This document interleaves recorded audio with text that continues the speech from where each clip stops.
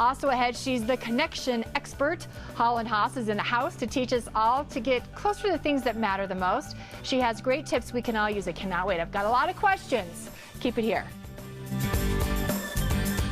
At some point, every one of us, we have felt disconnected from the very important things in life. Those little things creep in.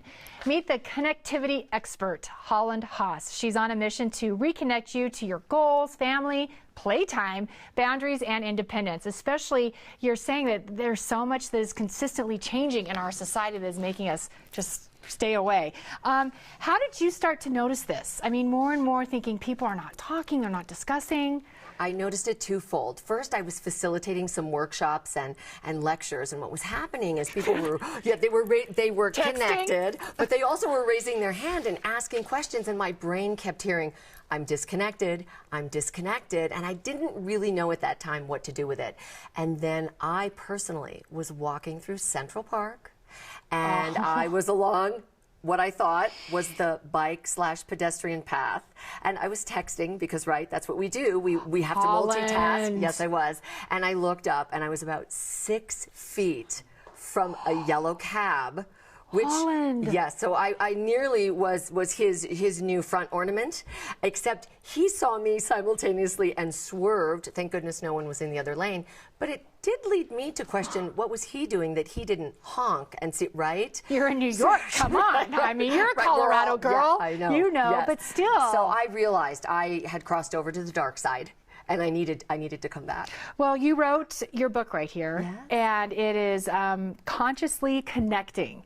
So why should we read it? What do you mean by that? Well, we are disconnected in so many ways in this 21st century. And as I mentioned in the book, I do believe that technology is the new 21st century addiction. You know what else? What about families not sitting down together and just talking? No one does that anymore. No one. Yeah, even when you're out at a restaurant, there are 4 people at a table and 4 devices going simultaneously. And they have screens everywhere. I have occasionally seen in New York where the waitress will come over and ask to take the order, and everyone's on the phone, and she'll say, I'll come back, and they say, oh no, go ahead. And they just stay connected to the phone while they listen to the specials or are telling her what they'd like. Do you think that's the biggest tip, is you disconnect to connect? Put down your laptop, your phone. Absolutely. Well, we have to remember that just like we're doing now, life happens by looking up and looking out. Eye to eye. It's not on our devices. It's human being to human being. And we're missing out on that. And that's why I felt it was time to share some of the secrets and some of the perspective that I had in Consciously Connecting. You know, I was going through old letters from my great-grandmother, my grandma, and my mom. And I looked at my mom and I said, this is something that your grandson is not going to have. It's all text. I mean, I have letters. That's connection still. And they're not teaching cursive. And that's a whole other thing. But don't you think even writing a letter or a card to somebody that they can keep, you remember that. It's a keepsake, it's a memory, it gives us a really deep connection, a deep connection to our roots and who we are. We feel something in that letter. It's tangible, it's real, and it's very different than getting a text or an email. Yes. Now, you're from Colorado, so a lot of people say nature. That's key. We're losing that. Yes. Yes. What happens when we go out into nature? So I've got a couple of great tips. Okay. So first of all, consider having a Sunday sabbatical or a device-free day. Yes. And what I mean by that is going out to, finish your season of skiing, which has been amazing this year. But take out your earpieces. Well, leave the device at home is what I'm asking. Now hang on. Music. Are we hearing people scream when I say that, to leave your device at home, right?